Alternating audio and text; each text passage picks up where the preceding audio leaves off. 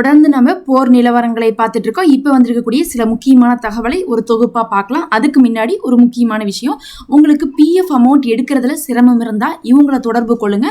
இவங்க உங்களுக்கு அதுல ஹெல்ப் பண்ணுவாங்க. அதே மாதிரி உங்களுக்கு இன்கம் டேக்ஸ் ஃபைல் பண்றதுல தேவை இருந்தா இவங்களை தொடர்பு கொள்ளுங்க. வெறும் கம்மியான சார்ஜ்லயே உங்களுக்கு அதை செஞ்சு கொடுப்பாங்க. இப்ப நம்ம வீடியோக்குள்ள போலாம். முதல் விஷயமே பாத்தீங்கன்னா, நம்ம நேத்தே சொல்லியிருந்தோம், குசம் தீவை இவங்க பிடிக்க போறாங்க அமெரிக்கான்னு சொல்லிட்டு. அதை இன்னைக்கு ஈரானும் உறுதிப்படுத்திருக்காங்க. அப்ப அமெரிக்காவுடைய பிளான் என்ன, இந்த முதல் தடவை போர் செஞ்சாங்க 40 நாள், அப்புறம் சமாதானம் ஒரு 3 மாசம் அமைதியா இருந்தாங்க. இப்ப 2வது ரவுண்ட் ஆரம்பிக்கும் போதே அவங்க தீவுகளை கைப்பற்ற முயற்சி செய்யறாங்க.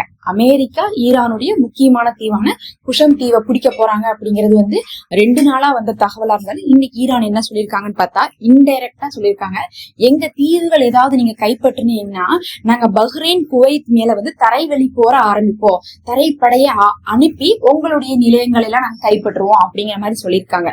இது பாத்தீங்கன்னா உடனே பஹ்ரைனுக்கும் குவைத்துக்கு எப்படி இருக்கும், எங்க எது வந்தாலும் கடைசியில நம்ம தலையில தான் விழுகுதுங்கிற மாதிரி அவங்களுக்கு தரைவழியில வருவோம்னு சொன்னது ஒரு பெரிய அச்சுறுத்தலா இருந்தாலும், இது மூலமா என்ன தெரியுதுன்னா, ஈரான் எங்க தீவுகளை நீங்க கைப்பற்ற நினைத்தால் அப்படின்னு சொல்றது மூலமாக கன்ஃபார்மாவே ஈரானுக்கு தகவல் தெரிஞ்சிருச்சு. அமெரிக்கா இப்ப தீவுகளை கைப்பற்றதுக்கு தான் மூவ் பண்ணிட்டு இருக்காங்கன்ட்டு.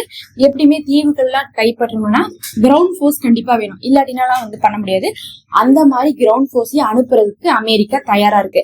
அப்ப அமெரிக்காவுடைய தரைப்படை களமிறங்கி குஷம் தீவை கைப்பற்ற போறாங்க. ஆட்கள் எல்லாத்தையும் கொண்டு எந்த இடத்துல வச்சிருக்காங்கன்னு பாத்தீங்கன்னா, பக்கத்தால இருக்கக்கூடிய நாடுகள்ல எல்லாம் அந்த நேடோ நாடுகள் எல்லாம் வச்சிருக்காங்க.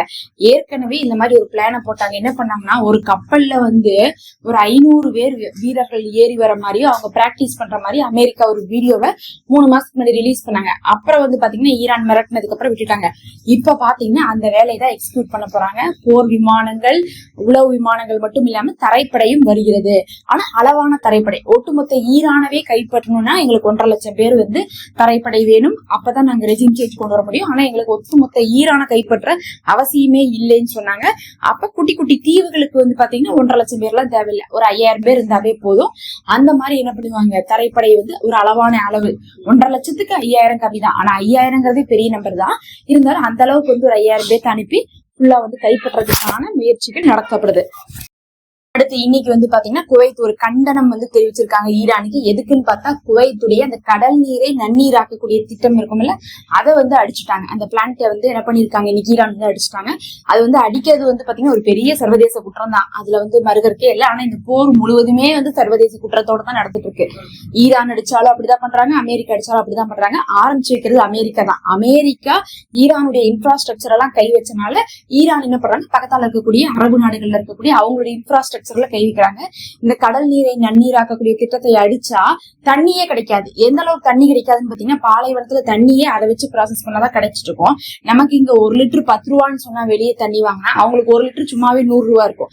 இதுல இப்படி எல்லாம் அடிச்சிட்டாங்கன்னா என்ன ஆகாது, தண்ணிக்கே வேலை இல்லாம போயிடும். அது ரொம்பவே ஒரு நெருக்கடியை கொடுத்துரும். 100 ரூபாங்கிறது 200 300 ரூபா கொடுத்தா கூட தண்ணி கிடைக்காதுங்கிற அளவுக்கு நிலைமையை பண்ணி விட்டுருவாங்க. தண்ணி தான் முதல்ல பிரதானம். மத்ததெல்லாம் எரிபொருள் கூட என்ன பண்ணலாம், ஒர்க் ஃப்ரம் ஹோம் போட்டுடலாம், வீட்டுல உட்காந்துக்கலாம், லீவ் விட்டுறலாம், என்ன வேணா பண்ணலாம். ஆனா தண்ணிக்கெல்லாம் எதுவுமே சொல்ல முடியாது. அப்படிப்பட்ட தண்ணியவே அடிச்சிட்டாங்கன்னு சொல்லிட்டு குவைத் இன்னைக்கு கடுமையான கண்டனம் தெரிவிச்சிருக்காங்க. அதே மாதிரி பாத்தீங்கன்னா, ஈரான்ல நேத்து வரையும் பாத்தீங்கன்னா ஒரு 7க்கு மேல கனெக்டிங் பிரிட்ஜஸ் தகர்த்திருக்காங்க. அது இந்த குஷம் தீவை கனெக்ட் பண்ணதுல அதுதான். அப்படின்னா என்ன அர்த்தம்னா, இவங்களுக்கு குஷம் தீவை தனிமைப்படுத்தணும்னு நான் நினைக்கிறாங்க. தனிமைப்படுத்தினாதான் பிடிக்க முடியும்னா, இப்ப ஒரு ஊர் இருக்கு, அந்த ஊர்ல இருந்து மத்த இடத்துக்கு போறக்கு ஒரு 10 வழி இருக்குன்னா, அந்த 10 வழியை கட் பண்ணி விட்டோம்னா என்ன ஆகுனா, எந்த இடத்துல இருந்தும் அந்த ஊருக்குள்ள வரமாட்டாங்க. அந்த மாதிரிதான் அந்த குஷம் தீவுக்குள்ள எங்க இருந்து வரக்கூடாதுன்னு சொல்லிட்டு, தீவுனா உங்களுக்கே தெரியும், அப்படி சுத்தி வர கடலா இருக்கும், நடுவுல என்ன கொஞ்சமான நிலப்பரப்பு இருக்கும். அந்த கொஞ்சம் நிலப்பரப்பு தான் ஒரு தீவுன்னு சொல்லுவாங்க. அப்படி பார்க்கும்போது ஈரானை சுத்தி பல தீவுகள் இருக்கு. ஒண்ணுக்கு ஒண்ணு எப்படி கனெக்ட் ஆகும்னா, பிரிட்ஜ் மூலமா தான் கனெக்ட் ஆகும். அந்த பிரிட்ஜவே தகர்த்திருக்காங்க. ஒரு பிரிட்ஜை தகர்த்தா எத்தனை நாள் ஆகும் கட்டி எழுப்புறதுன்னு கேட்டீங்கன்னா, அதாவது ஒரு 48 மணி நேரத்துல கூட கட்டி எழுப்பிடலாம். ஆனா ஒரே நாள்ல 7 பிரிட்ஜை தகர்த்தா அப்படி என்ன பண்ண முடியாது, கட்டி எழுப்ப முடியாது. அதுவும் கடுமையான தாக்குதலை பண்ணா ஒரு சின்ன சேதம் அப்படிங்கிறதுக்கும் ஒட்டுமொத்தமாவே அடிச்சு விடுறது பண்றதுக்கு வித்தியாசம் இருக்கு. அப்படி எல்லாம் பண்ணும்போது டக்குன்னு வந்து என்ன பண்ண முடியல, இவங்களால வந்து பண்ண முடியாதுங்கிறதுனாலதான் இப்படி பண்றாங்க. அப்போ ஒரே நாள்ல எல்லா கனெக்ஷனையும் கட் பண்ணி விட்டு அவங்களை தனிமைப்படுத்தி தரைவழியை வந்து என்ன பண்ண போறாங்க, உள்ள போர்ஸா அனுப்ப போறாங்க அப்படிங்கிறது இப்ப தகவலாக வந்துட்டு இருக்கு. ஈரானும் மறைமுகமாக அதை உறுதிப்படுத்திட்டு இருக்காங்க. அதே சமயத்துல அப்படி எதுவும் நடந்துடக்கூடாதுன்னு சொல்லிட்டு எவ்வளவு பாதுகாப்பா பாக்கணுமோ அதை பாத்துப்பாங்க ஈரான். ஏன்னா ஒன்ஸ் கை விட்டுட்டா திருப்பி வரவே வராதுங்கிறது தெரியும். அதுலயும் வந்து பாத்தீங்கன்னா இந்த கிரேட்டர் டனல் அப்படின்னு சொல்லக்கூடிய தீவு யுஏஇக்காகவே அமெரிக்கா புடிச்சு கொடுக்க போறதா சொல்லியிருக்காங்க. அது யுஏஇ உடைய தீவாமா, அதை ஈரான் பிடிச்சிட்டாங்களாமா. அதை வந்து 10 வருஷம் கழிச்சு இப்ப வந்து ஈரானுக்கு இருந்து அதை வந்து யுஏஇக்கு நாங்க வாங்கி தர போறோம்னு அமெரிக்கா அறிவிக்கிறாங்க. அப்ப என்ன இதுன்னு பாத்தீங்கன்னா 1க்கு 4-5 தீவுகளை பிடிக்கக்கூடிய ஐடியா அவங்களுக்கு இருக்கு. 4-5 தீவுகள் யோசிச்சுக்கோங்க. அப்ப வந்து இந்த போர் அப்படிங்கிறது சமாதானம் பேச்சுவார்த்தைக்கெல்லாம் போகவே போறது இல்ல. இவங்க தீவெல்லாம் கைப்பற்றுறதுக்கு களமிறங்கி இருக்காங்கும் போது ஈரானும் வந்து பேச்சுவார்த்தையெல்லாம் பார்க்க மாட்டாங்க. அவங்களும் என்ன பண்ணுவாங்க, பதில் தாக்குதலை கடுமையாக கொடுத்து கொண்டுதான் இருப்பாங்க. அடுத்து லெபனான்ல இன்னைக்கு இஸ்ரேல் என்ன பண்ணிருக்கு, வெறியாட்டம் ஆடி வச்சிருக்குன்னு தான் சொல்லணும். 15 இடங்கள்ல தாக்குதல். அது இல்லாம தரைவெளிக்கு மறுபடியும் ஆட்களே அனுப்பிச்சு விட்டுருக்காங்க. ஏற்கனவே தரைவெளிக்கு போனவங்க அங்க இருக்காங்க, அவங்கள வெளியேத்துங்கன்னு சொல்லிட்டு போய் ஐநால முறையிட்டாங்க லெபனான். பேச்சுவார்த்தைக்கு போனாங்க லெபனான். அதெல்லாம் இல்லாம இப்ப மறுபடியும் தரைவழி கால் அனுப்பியிருக்காங்கன்னா இஸ்ரேல கேக்குறக்கங்க ஆள் இல்லைன்னு தான் சொல்லுவோம். எல்லாரும் ஈரான் பக்கம் பாத்துட்டு இருக்காங்க. அமெரிக்கா ஈரானை வச்சு அடிச்சுட்டு இருக்கான், ஈரான் அமெரிக்காவை வச்சு அடிச்சுட்டு இருக்கான். இந்த நேரமா பார்த்து நம்ம என்ன பண்ணுவோம், லெபனானையும் இஸ்ரேல வந்து காசாவையே அடிக்கணும்னு சொல்லிட்டு திட்டம் போட்டிருக்கு. நேத்து வந்து கான்யூனிஸ் பகுதியில தாக்குதல் நடத்தப்பட்டிருக்கு. அது இல்லாம லெபனான்ல 15 இடம், அது போக வந்து தரைவழி, இது எல்லாத்தையும் பண்ணி அந்த பக்கம் 2 இவங்க பாத்துக்கிறாங்க, இந்த பக்கம் பாத்தீங்கன்னா ஈரானை வந்து அமெரிக்கா பாத்துக்குதுன்னு சொல்லிட்டு இப்ப பிரிச்சுட்டு இவங்க கேம் ஆடிட்டு இருக்காங்க. நல்லா சௌரியமா போச்சு. அன்னைக்கெல்லாம் வந்து பார்த்தா ஈரானை தாக்காம இருந்தாங்க. ஆனா வந்து பாத்தீங்கன்னா லெபனானை தாக்கும் போதெல்லாம் ஈரான் வந்து வார்ன் பண்ணாங்க, நாங்க பேச்சுவார்த்தைக்கு வர மாட்டோம். ஆனா இன்னைக்கு வந்து பாத்தீங்கன்னா ஈரானையும் தாக்குறாங்க, பக்கம் இந்த பக்கம் பார்க்கும்போது லெபனானையும் தாக்குறாங்க. லெபனானுக்காக வந்து ஈரான் பேச முடியாது இப்ப, ஏன்னா அங்கேயே தாக்குதல் நடந்துட்டு இருக்கு. பேச்சுவார்த்தைக்கு போனாங்கன்னு அங்க நிறுத்தணும்னு சொல்றது. இங்கேயும் சண்டை போது, அங்கேயும் சண்டை போது. அங்க அவங்க அடிச்சுக்கிறாங்க, இங்க இவங்க அடிச்சுக்கிறாங்க. ஒரே நேரத்துல வந்து பாத்தீங்கன்னா அமெரிக்காவும் இஸ்ரேலும் பல்வேறு இடங்கள்ல இப்ப போர் செஞ்சுட்டு இருக்காங்க.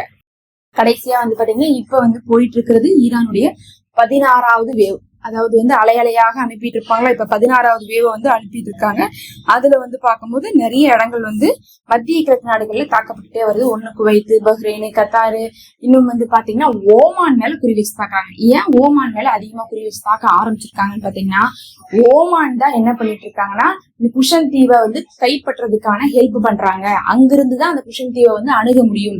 யார் பக்கத்துல இருக்கிறாங்களோ அவங்கதான் அந்த தீவுகளுக்கு எல்லாம் வந்து பாத்தீங்கன்னா குடிக்கிறதுக்கு இடம் கொடுக்க முடியும். அதனால இப்ப ஓமான் மேல வந்து என்ன ஆயிட்டு இருக்காங்க, ஈரான் காண்டாயி இப்ப எப்படிதான் வந்து இந்த குவைத்து, அதுக்கப்புறம் வந்து கத்தார் மேல எல்லாம் தாக்குதல் செய்யறாங்களோ, யுஏஇ மேல எல்லாம் தாக்குதல் செஞ்சாங்களோ, அதே மாதிரியான தாக்குதலை வந்து இனி ஓமான் மேல எடுக்க போறாங்கன்னு சொல்றாங்க. ஓமான்னாலும் அமெரிக்காவுக்கு அங்க வந்து பாத்தீங்கன்னா இருக்குது இடமெல்லாம், அவங்களுடைய தளங்கள் இருக்கு, அவங்களுடைய அந்த போர்ட் இருக்கு. இது எல்லாத்தையும் சேர்த்து வச்சு என்ன பண்ண போறாங்க, அடிக்க போறாங்க. ஜவஹர் போர்ட் கூட வந்து பாத்தீங்கன்னா ஈரானுக்கும் இந்தியாவுக்கும் பொதுவான அந்த ஜவஹர் போர்ட்ல கடுமையான தாக்குதல்லாம் வந்து அமெரிக்கா செஞ்சிருந்தாங்களா, அதே வேலையதான் என்ன பண்ணுவாங்க, ஈரான் வந்து ஓமான்ல இருக்கக்கூடிய போர்ட்டு, ஓமான்ல இருக்கக்கூடிய இடங்கள் எல்லாம் வந்து இப்ப தாக்க ஆரம்பிச்சிருக்காங்க. 2 பேருமே ஒருத்தவங்களுக்கு ஒருத்தவங்க சலச்சங்கள் இல்லாம தாக்குதல் அதிகமாகத்தான் போய் கொண்டிருக்கு. பொறுத்திருந்து பார்க்கலாம். இதெல்லாம் தான் இப்ப வந்து முக்கியமான தகவல்.